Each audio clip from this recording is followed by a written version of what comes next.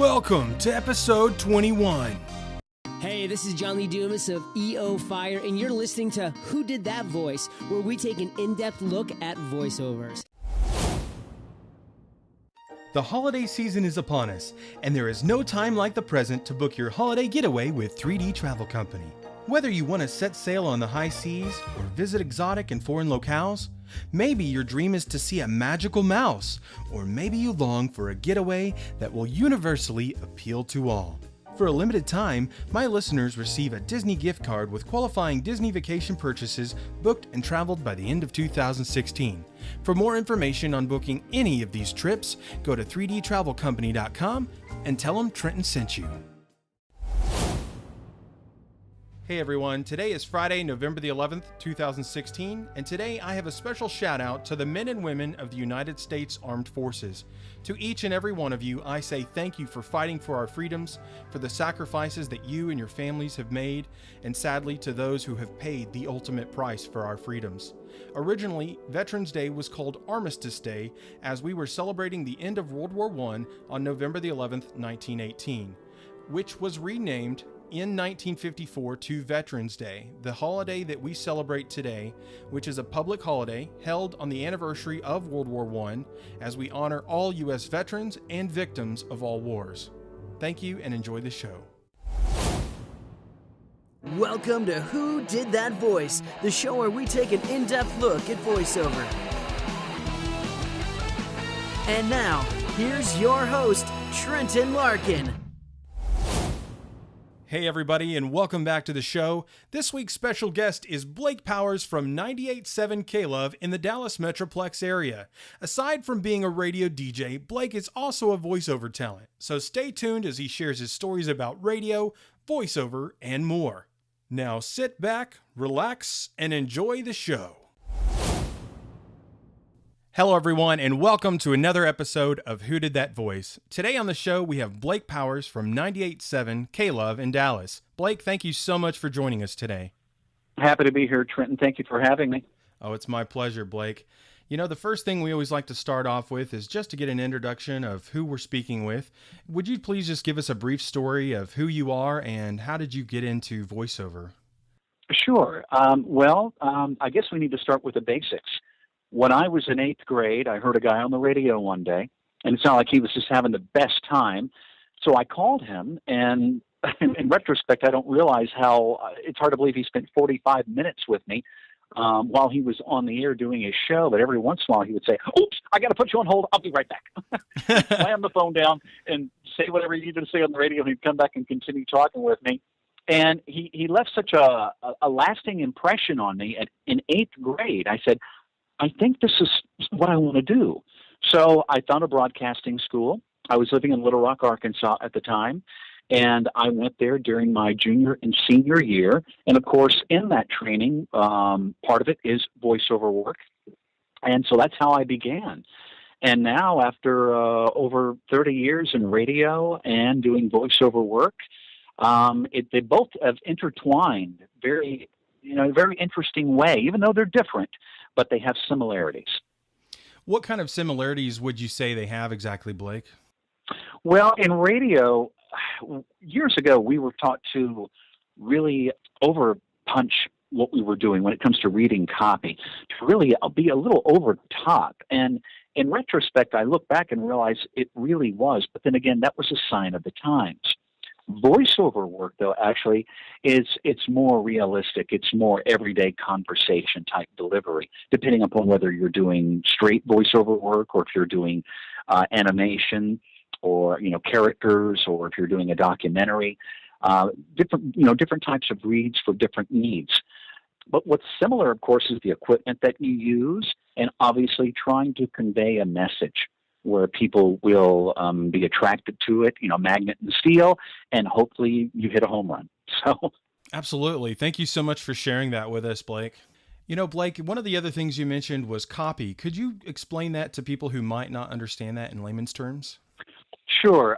Copy, for example, might be a 30-second or a 60-second piece of actual written information concerning a product or a service.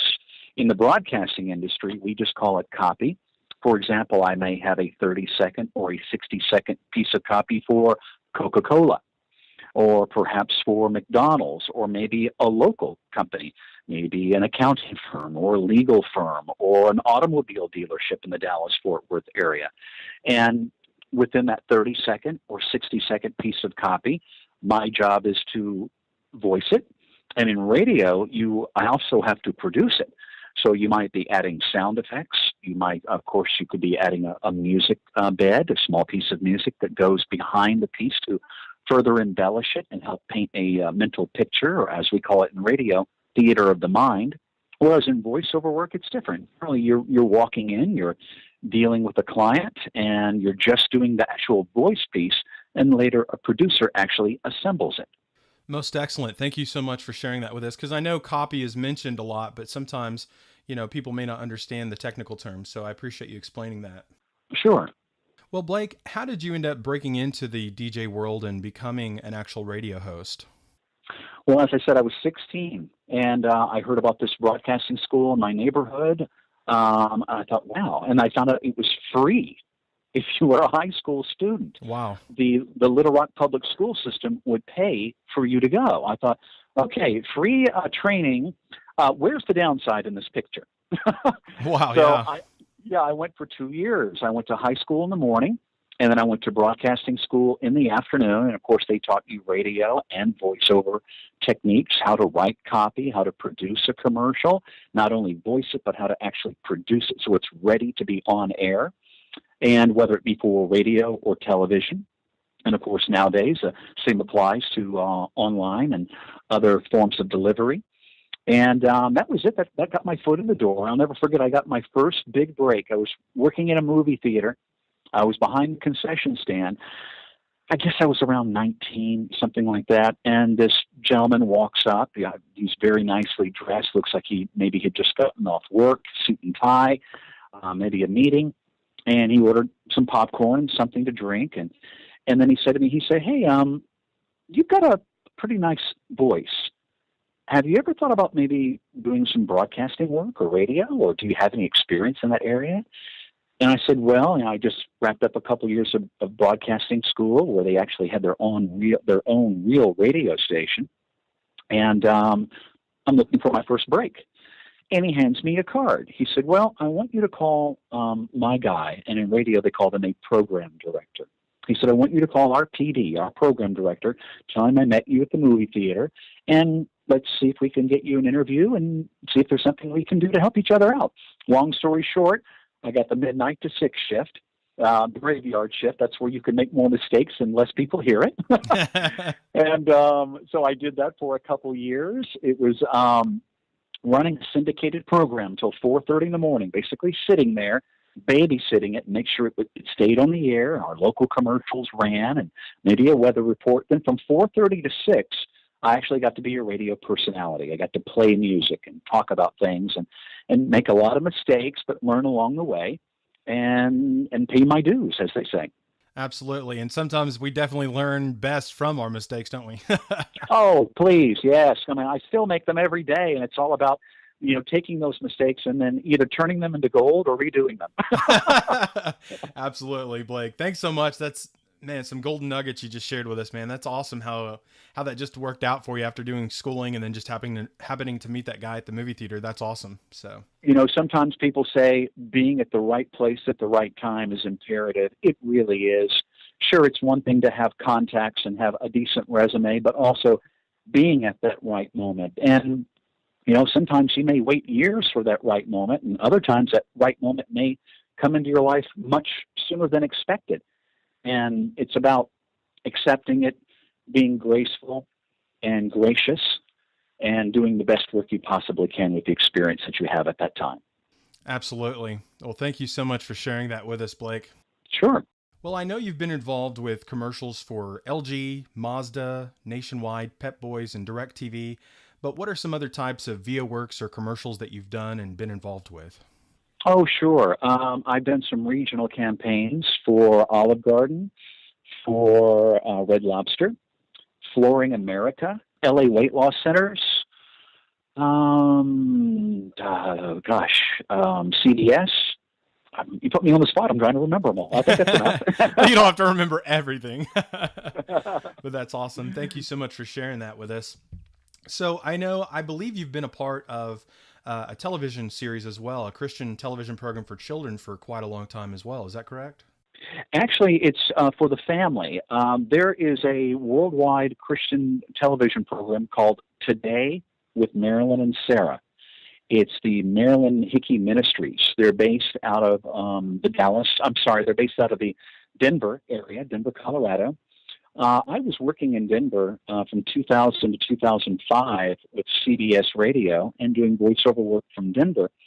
And it just so happens that the pastor at the church that I was attending, I found out he was needing somebody to do voiceover work, and we met and had lunch, and he put me in touch with the right people, and I gave them my demo. And another long story short, 10 years later, I'm still doing voiceover work for that program. And that program is actually heard in all 50 states, in most every major city in America, and I believe over 40 different countries.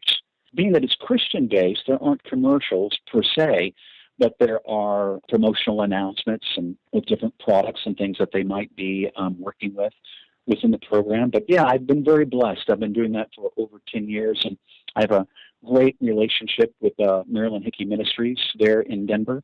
And I feel very blessed to be part of their ministry. Well, that is most fascinating. To be a part of something for, even that long period of a time, that's amazing. That's a huge accomplishment. Oh, thank you. It really has been. It's been good for me in so many ways. The people that I've come across over the years who've said, I've heard you, and I live in Milwaukee. I watched that TV show, and I didn't know that was you. And I'm like, oh, okay, yeah, that's me. Life goes on, and hopefully I will too. Absolutely, and you are able to impact people in all of the states and different places around the world, which is fascinating. Because you're able to reach out and touch people's lives in places you're unable to physically be. So. Yeah, that's the blessing in it all when you're, sharing a spiritual message, because I realize, religious freedom is one of our guarantees in America, and it's a wonderful thing. And I am Christian, and I'm very happy to be so. And if I can help somebody along, with their journey and their beliefs, fantastic. And whatever person chooses to believe in or to worship, of course, that's their business, and they're more than welcome to it. And I just wish, happiness and good life to all. Well, absolutely, Blake. I wholeheartedly agree, and I am thankful that we live in a nation where we have the freedoms to choose how we want to live our lives. Blake, between you doing radio and voiceover and being a married man with a family, life can be challenging to juggle at times. Have you ever had a difficult situation you had to overcome? And if so, how did you overcome it? Yeah, I have, as a matter of fact. I'll be totally honest with you. Life is about difficulty. I'm sorry, but it is what it is. Life was never supposed to be perfect. We're all going to have instances of challenges in our life. I had one in 2006. I'm sorry, I should go back 2000. Yeah, it was 2006. I lost a marriage. I lost my job, and I lost my home. And it was a very, very, troubling time for me. And fortunately, my wife and I split on a very friendly term, but we just found out we were just going so many different directions away from each other with our professional life, our aspirations in life, and we parted as very good friends. But then to lose my job and to lose my house at the same time, that's back when the mortgage industry fell apart. And in 2007, and my home lost around 50% of its value. I was living in Florida. So, yeah, that was very, very trying. But thank God, after about 7 months of looking, a previous person I had worked with in Denver, Colorado, my former general manager with CBS Radio, contacted me. And he said he was looking for someone. He wanted to know if I had any interest in returning back to Denver. And I was like, thank you, God. To be able to go back to a city where I had been very blessed. I had excelled. I had been in the top 3 rated radio personalities in Denver. For people who do the afternoon show between 2 and 7 p.m., ratings are based upon different times of the day in radio, like the morning show or the midday show or the afternoon show or the evening show, and to be invited back and to do mornings at a station. And so I did that, and I managed to get back on my feet, both personally and financially and professionally. And I thank God for that. And it opened up a lot of new doors for me, too. And, there's a reason for everything that happens in life. We don't always see it because we're often dealing with the negative part of it. We sometimes fail to look and say to ourselves, there's a reason this is happening. And if I stay positive, especially in my life, if I stay positive in my faith, something good is going to come out of this, and I just have to allow God to let that happen, or to make that happen. And it did. Some fantastic things came from that change in my life and opened up some new doors for me, and I'm grateful. Well, most excellent. I guess it's whenever we have those challenges in our lives, we always should look for the silver lining and not look for all the dark clouds that are around us. So. Yeah, you just have to remember there's a reason that it's happened. It's there to teach you something, so learn from it and make wiser decisions from it, plan accordingly, and take those valuable lessons that you've learned and obviously try not to repeat the negative ones again and move forward with a positive attitude. I know it's easier said than done. I get that. If anybody does, it's me. But trust me, just remember, everything happens for a reason. And if you go with a positive mind through all of these and say to yourself, you're going to overcome these things, you're going to come out a better person, and you're going to believe in something more than just yourself, you will survive, and you will thrive, and you will come into fruition for better things. Absolutely, Blake. Thank you so much for sharing that positive word. When it comes to giving advice, what kind of advice do you have for somebody who might be looking at pursuing a voiceover career? Well, advice-wise, let's start with technical. Make sure you have your own home studio. Fortunately, it's not nearly as expensive as it was many years ago. From the software programs that you'll need or program, you only need one, to microphones or microphone processors, to soundproofing a room. Some people use a closet in a bedroom and soundproof it and put in some lights or a light and use that for their vocal booth. There's so many ways to do it. You can Google this too, so you can get an idea of what your cost is going to be. There's many ways to set up a vocal booth. So think about that. And also networking, finding out the various websites that give you opportunities to audition for voiceover work. And also if you're in the radio industry, that's obviously going to give you a step up. But we also have to remember radio is different than voiceover work. One piece of advice I would give too is if you are in radio, do not always use your radio card as your calling card for getting into voiceover, because oftentimes ad agencies, they have a stereotype in their mind of radio people. They think, hey, everybody, we're all over the top of everything we talk about. Hey, that's what they think a lot of times about radio people. Fortunately, radio has changed a lot over the years. It is more conversational. It's less over the top. And those who are in their 20s and 30s who don't have those stereotypical habits of talking at people versus with them have a better chance of making it into voiceover work. Radio used to teach people more to talk at them instead of with them. Because in radio, it's supposed to be a one-on-one conversation. Even though you're talking to millions of people, you might, for example, be on the air and say, hey, did you see that article the other day about Justin Bieber? You didn't say, did you guys, or did all 5 million of you in the city? You said you. It's building a one-on-one relationship. So in doing that, it's the same way with voiceover work. You want to make sure that when somebody's listening, they feel like they're talking to you or you're talking to them. And if you do that, you'll have a far better chance of succeeding. So separate radio from voiceover work. Use references from voiceover work versus radio so you are not stereotyped. That will take time. And also remember, don't be using pictures. You don't need pictures in voiceover work. Why? Because you're not doing TV. You're doing voiceover work. You are selling a mental picture, an audio picture, I should say. Theater of the mind. You're not selling a photo of yourself. I know guys in the voiceover industry who look nothing like the way they sound.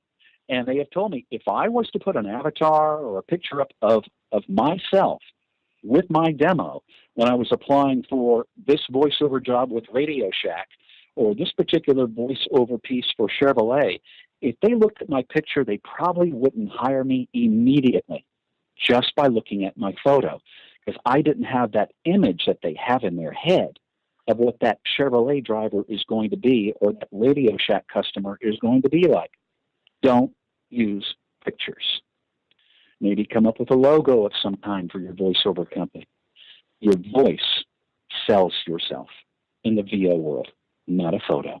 Most fascinating. That's something I had never thought of before, but it's a most excellent word for sure. Well, Blake, do you have any up-and-coming voiceover projects or anything that you can share with us at this time? Well, actually, there is something I'm working on. I wish I was at liberty to say. I understand. I understand. Yeah, I'm in a position where I just can't at this moment because it's a negotiation factor that's happening right now. But I will say this: voiceover work is more of a sideline piece for me because working for CBS keeps me extremely busy. My average work week, 70 hours minimum. Wow. And yeah, I am busy from 7:30 a.m. until 7 p.m. Monday through Friday, and I work every other Saturday. Oftentimes I'm doing public appearances on the weekends. I had one today. We're talking here on a Saturday. My schedule sometimes can change, and in a very short notice, I can find out on a Friday afternoon, oh, by the way, Blake, can you be at the grand opening of a new Chevy dealership tomorrow afternoon at 2 o'clock for a live broadcast? Yeah, because A, you're getting paid. B, it is part of your job because part of the job of a broadcaster is being out in the public, shaking hands, getting to know your listeners, increasing your network of fans, and being genuine, truly meeting people and saying, hey, thank you, because if you weren't listening, I wouldn't have a paycheck. And that's how it works. So, keep knocking on doors, keep making contacts. As I said, get involved with these online voiceover. Sometimes this is some of the best ways to get started because as you slowly but surely get projects from these online websites, you have new pieces to add to your demo. And keep your commercial demo, if you're doing a demo for commercial voiceover work, approximately a minute. You can get about, a handful of 10-second segments from different pieces you've done. If you're going to do characters and for animation stuff, that's a different type of demo. If you're interested in doing characters, you need to reach out for animation voiceover coaches. They are out there. Find a good one. Be prepared to pay. They're going to cost you.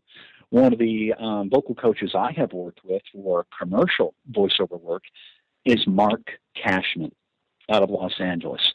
Mark is an excellent coach, but be prepared to invest in your future. These meetings do not come cheap.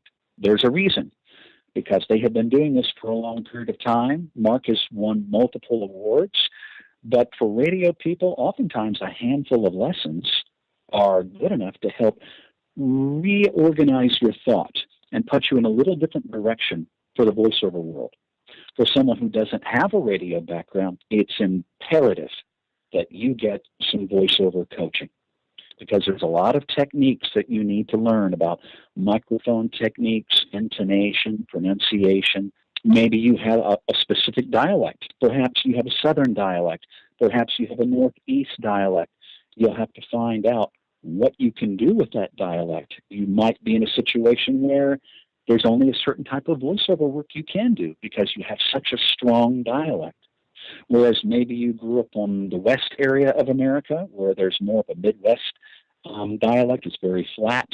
You really can't tell if a person, grew up, you can't tell where they grew up, whether it was California, Nevada, Arizona. That a dialect is often the best because you can go different directions. And if you have some ability to do various voices, you might be able to pull those off easier without having a strong regional dialect as your anchor. So sorry about throwing so much at you at one time right there. No problem. I mean, that's what the show's about, to teach people and help educate them and motivate them and inspire them to, learn about this industry. And maybe it's something that they've already looked at pursuing, or maybe it'll become something they'll look at pursuing because of the information you're sharing with them. So I appreciate everything you're telling us, Blake. Sure. Be persistent. Again, get the home studio, do some Google searching on how to set that up. You can probably ask around and get some advice from some other voiceover people, but also bear in mind, it is competitive.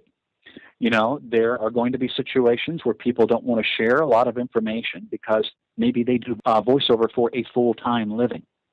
And also keep in mind, you have to be honest here, there are a lot of people doing voiceover work. And a lot of people from the broadcasting industry, whether it be radio or television, who have decided over the past 10 years or so to add to their resume by doing voiceover work versus just radio commercials. So they're out there too. So be persistent, do your auditions. If you don't get chosen for one, just say to yourself, that wasn't the right one for me, but I'm going to get better and I'm going to keep working at it until the right ones do come up. Absolutely. So just keep on persevering and pushing on. Yeah, and making contacts and making friends with people, and the real genuine friends with the people in the voiceover industry who can maybe guide you a little bit and give you some additional pointers, and maybe say, oh, I know a great animation coach. Oh, I know this other guy. He is excellent teaching you how to do documentary voiceover work, which is different. Oh, I know this guy. He's wonderful with commercial voiceover work. I heard Blake Powers talk about him. Mark Cashman. Call him in Los Angeles. He can do it by Skype or in person or even over a plain telephone and give you vocal coaching. There's many ways to get it done, so keep an open mind. Absolutely, Blake. Well, do you have a website or a way in which people could contact you if they would be interested in hiring you for voiceover work? Sure. Actually, I'm on SoundCloud, but at this point, because I am so busy with CBS that voiceover work is more of a hobby for me right now. You can find me on Facebook. Just look for Blake Powers, BlakePowers, and you can also find me on the CBS radio station website at KLUV.com. It's called 98.7 KLUV in the Dallas-Fort Worth market. Be happy to converse with you. Absolutely. Thank you so much for sharing that with our listeners. I have just a couple questions here as we wrap up, Blake. I would like to know, what is your favorite cartoon character and why? Oh my gosh, that's a tough one because I have so many. I think one of my favorites, and I don't even really know why, but I think he's just because you've heard the term less is more. Yes. It's used a lot in the broadcasting industry because we're taught a lot of times to tell people a lot with a little, because people are busy. They're driving their car. They're washing their clothes. They're running an errand. They've got their kids screaming in the back seat. So we're taught to try to tell people things in 10 or 15 or 20-second segments that hopefully hit home. There's a character, I'm sure you'll remember him from the old Looney Tunes days with Bugs Bunny, Elmer Fudd. Oh, absolutely. The reason I like Elmer Fudd, because Elmer was funny with brevity of wit. For example, Elmer and Looney Tunes were the ones who started that approach of turning and looking directly at the audience. Remember that? Yes, I do. They would just stop there, and the character, like maybe, Elmer Fudd was walking very quietly because he was hunting rabbits, and he would just suddenly stop and look out at the audience. Now, bear in mind, those old Looney Tunes cartoons, they were shown in movie theaters way back in the day before the actual movie started. There was no previews back then. There was no ads to watch. It was cartoons. Those cartoons were actually written for adults. A lot of people don't realize that. He would stop and just suddenly turn, like he'd go, "Hello there, I'm hunting rabbits," and then he would start stepping away again. That was a really good Elmer Fudd. Oh, thanks. And I just cracked up. I was like, that's funny. And it's because he was funny in a short amount of time. And so it just stuck with me. It's, funny when you talk to comedians who really hone their craft, it's not how long the joke is, it's how the joke is delivered. Absolutely. And it's the same way with reading copy. You may have a 30-second piece of copy, and you may say to yourself, wow, this looks boring, but it's the way you say it that's going to get the point across, whatever it may be, whatever product or service it is that it's related to. You just read it straight and you don't put anything into it, yes, that will be boring. But if you put a little thought into it, and of course, whoever the client is, they may be standing there nearby, and they have certain words they want said a particular way, certain phrases that need to be said a particular way. And of course, you're going to do that to please the client. But also sometimes a client will go, I'm really not for sure, or I wonder how we could put a spin on that. And if your brain is spinning around and on point, you may say, I got an idea. And you may do it right there on the spot, and the client may go, oh my gosh, that's fantastic. That's exactly what I needed. Or they may say, well, I like that, but can you change those last two words to say this? I think that would be a little more impactful. Oh, okay, then you do it. So it's working together as a team. Absolutely. Well, the last question I have for you today, Blake, is what is the legacy that you want to leave behind? Oh, the legacy. Oh my gosh, I don't know. I just hope maybe I can inspire someone who can say, hey, if that Blake Powers guy could make it and come out of Little Rock, Arkansas, market 80-something in the radio industry, and move his way to market number 5 in Dallas, maybe I'm down here in Stepping Down, Mississippi, or Lost as Hell, California, or Dark as a Dungeon, Michigan, and I can get out of here and make it too. If he can do it, I can do it. So persevere. Be prepared to make sacrifices. Be prepared to take losses. Be prepared, though, to come out at the end a better person. Well, thank you for sharing that inspirational word with us, Blake. Blake, it has been an absolute honor and pleasure having you on the show today. Would you please just give us a closeout as a radio announcer? Sure, okay. Hello there. This is Blake Powers. Well, hey, hang on. Yeah, that's me. I'm a guy on the radio, and I'm a guy on voiceover work, and I do both. But I do them separately, because if I tried to do them simultaneously, I would probably see a lot of things that just made 0 sense. So if you're trying to make some sense, maybe this is the right business to go into, and hopefully it will turn into dollars. And it's voiceover. It's radio. It's having fun. And it's getting paid to do it. Oh, my gosh, I love it. Ladies and gentlemen, you're listening to Trenton with Who Did That Voice? 98.7 KLUV. Hey everyone, I hope you enjoyed today's episode with Blake Powers. And if you did, I sure would love to hear from you. Just leave me a message on my Contact Me page at www.whodidthatvoice.co. Hey everyone, a special thanks goes out to New World Comics, where Buck has donated another amazing item for us to give away this week. He's located at 6219 North Meridian Avenue in Oklahoma City, Oklahoma, 73112. Hey everyone, this week we have a second giveaway for a local Oklahoma City resident. It's to a store called The Grotto in the Quail Springs Mall, Suite 122. They do salt therapy, and the gift card is for one of their special salt inhalation therapy sessions. It helps open up your lungs and your airways, so a very big special thank you to The Grotto, who is the first established halotherapy location in Oklahoma. Thank you guys so much.